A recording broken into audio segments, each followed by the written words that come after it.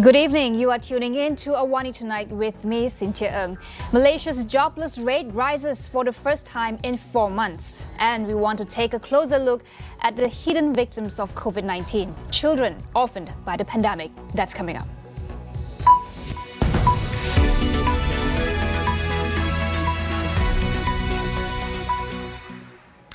The unemployment rate in Malaysia has climbed to 4.8% in June after 4 consecutive months of declines, with a total of 768,000 people unemployed in June. According to the Department of Statistics, all sectors in the country registered declines in employment, led by the services sector, which posted its first decline in 12 months. Chief Statistician Datuk Sri Muhammad Uzair Mahidin said the challenging labour force situation was due to the surge of new daily COVID-19 cases, aside from the implementation of the full MCO, whereby only essential economic and services sectors were allowed to operate. June's labour force participation rate at 68.3% was also lower compared to May's 68.5%, as some of the labour force had moved into inactivity. There were 16.07 million people in the labour force in June, compared to 16.1 million people in May. States recording the highest unemployment rate in the second quarter of 2021 are Labuan with 8.8%, followed by Sabah 8.7% and Perlis 5.3%. Malaysian homemakers will likely be protected under SOCSO starting next year. Human Resource Minister Datuk Sri M. Saravanan said the Cabinet had agreed that housewives should also be given social security, as they play an important role in the family institution and national development. In a statement, he said a draft of the Housewives' Social Security Bill is being refined by the Human Resources Ministry and Attorney General's chambers before obtaining cabinet approval for tabling in Parliament. A total of 150,000 homemakers from below the national poverty line will be covered under SOCSO's Housewives Social Safety Scheme, while for other housewives, participation is voluntary. Some 2.99 million homemakers nationwide are expected to benefit from this scheme, which would provide protection against domestic incidents such as accidents, illnesses or death. More than half of Selangor's active clusters are attributed to the manufacturing sector. Selangor Menteri Besar Datuk Sri Amiruddin Syari shared this in a video statement today.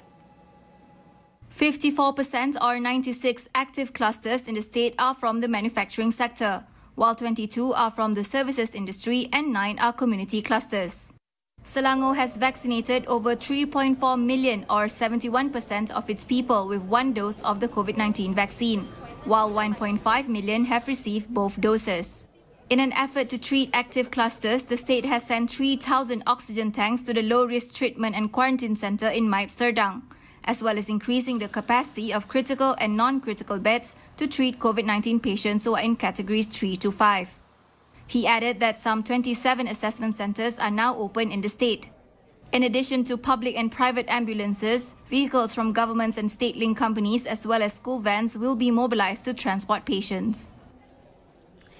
PAHANG expects the tourism sector in the state to reopen in the next 2 weeks. Tourism Committee Chairman Datuk Sri Muhammad Syarkar Samsudin said the reopening of the sector would involve destinations with more than 80% of the population having completed their COVID-19 vaccinations. According to him, among the locations that can welcome domestic tourists are Fraser's Hill, Tioman Island and Janda Bai. He added that other than the 2-dose vaccination, there is also a need to find the best way of ensuring tourism activities are being held in a controlled manner so that it will not cause a new outbreak. Yesterday, Prime Minister Tan Sri Muhyiddin Yassin announced that the government has agreed to ease the restrictions in the social sector for fully vaccinated individuals who reside in states under Phase 2 and above of the National Recovery Plan, effective tomorrow.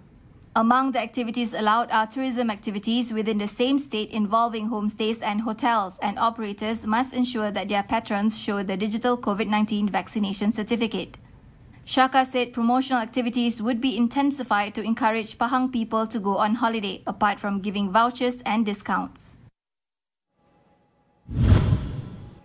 The Health Ministry said it will consider walk-in vaccinations for pregnant women who have yet to receive their COVID-19 inoculation date. Deputy Health Minister Dr.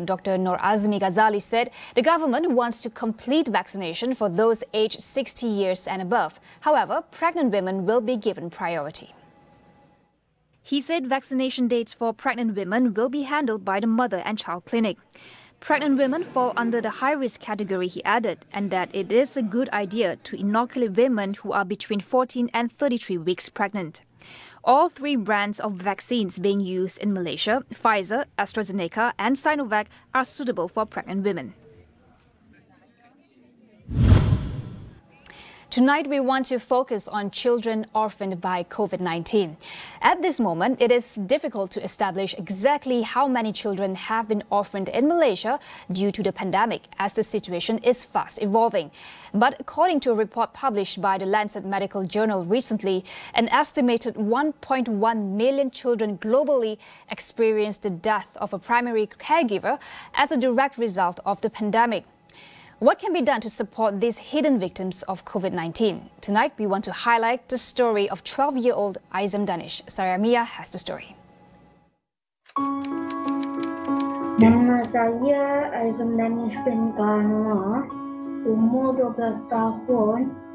Kedua-dua ibu bapa saya meninggal sebabkan COVID.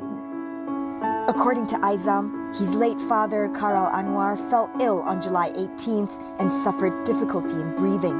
He was admitted to Hospital Selayang on the same day and was pronounced dead at 10 p.m. on July 19th. He was 61 years old. Aizam, who is a single child, lost his mother less than a week later on 23rd July, also from COVID. As the majority of COVID deaths occur in older populations, most of the world's attention has been focused on adults.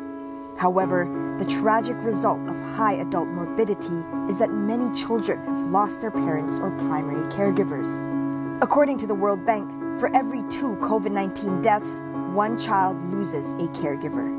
And it's really important that there is a center that is able to collect this information and data, and ideally it should be JKM or the Ministry of, that's the ministry that children and families come under.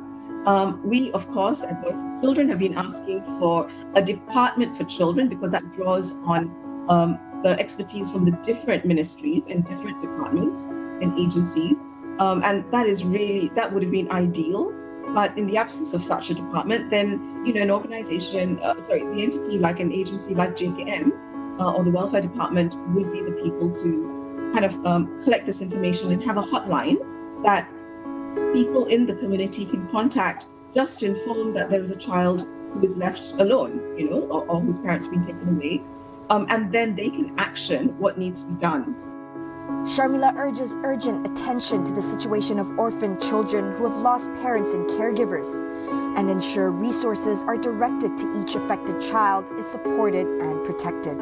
And then there's the massive part which we really don't do very well at all, and that is caring for the child's emotional needs.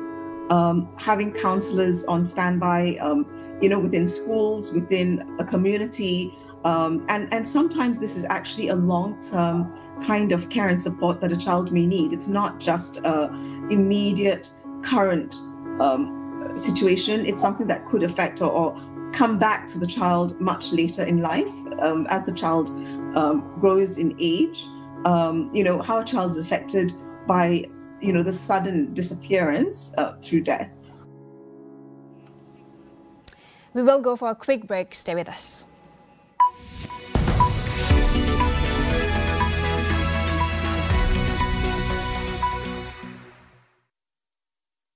Bagaimana untuk memaksimumkan hasil pertanian melalui teknologi.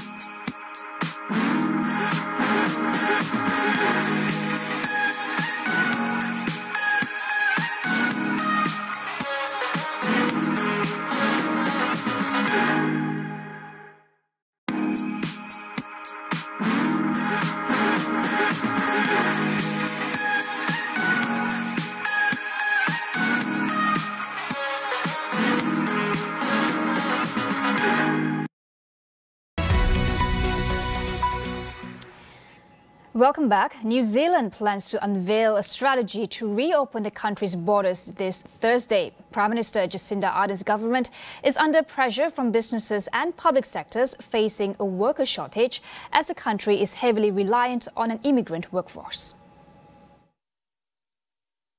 New Zealand shut its international borders since March last year. While Ardern had received global praise for containing local COVID transmission, various sectors such as housing, horticulture and health services are reporting acute staff shortages, leading to higher costs and lower output. Today, some 1,500 hospital midwives staged a walkout, citing overwork due to critical staff shortages. Ardern said she will remain cautious when outlining her government's 6-month plan for public health and border control to avoid risks posed by the Delta variant. Victoria State in Australia will ease restrictions after reporting 11 new COVID-19 cases in its capital, Melbourne.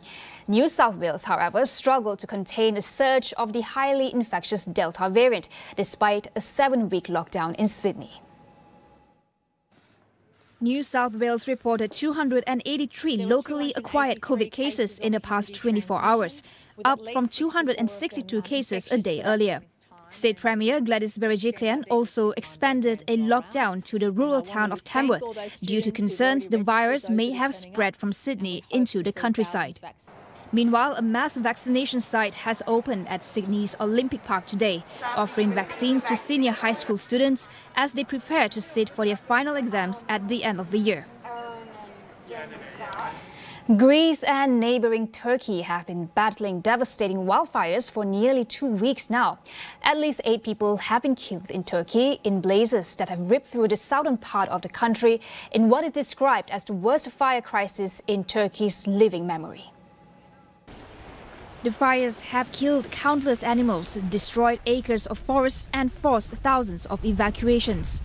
Turkish President Recep Tayyip Erdogan's government has come under intense criticism over slow response to the blazes and inadequate preparedness for large-scale wildfires.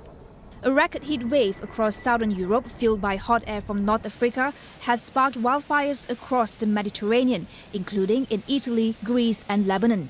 In Europe, officials have blamed climate change for the large number of fires. Massive blazes also have been burning across Siberia in northern Russia for a number of weeks.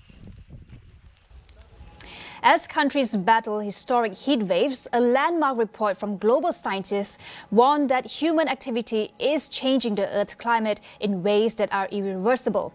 Among the findings, the United Nations Climate Report revealed that extreme heat waves that previously only struck once every 50 years are now expected to happen once per decade because of global warming.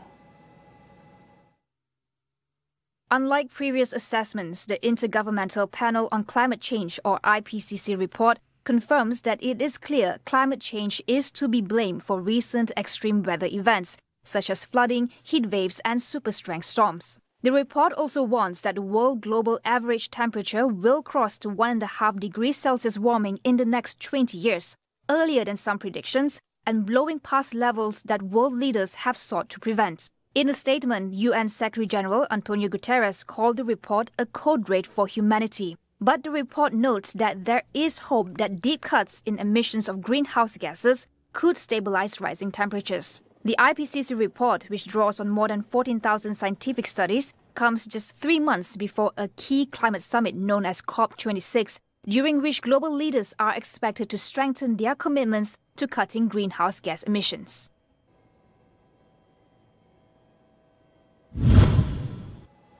As the Malaysian contingent ends their Tokyo 2020 campaign, what else is needed in our pursuit of the elusive Olympic gold medal dream? Tonight on Consider This, we speak to our guests about improving the development of high-performance sport. That is all we have for you on AWANI tonight. Get the latest news updates on COVID-19 and COVID-19 vaccines from astroawani.com and Astro AWANI app. I'm Cynthia Ng. We'll see you again.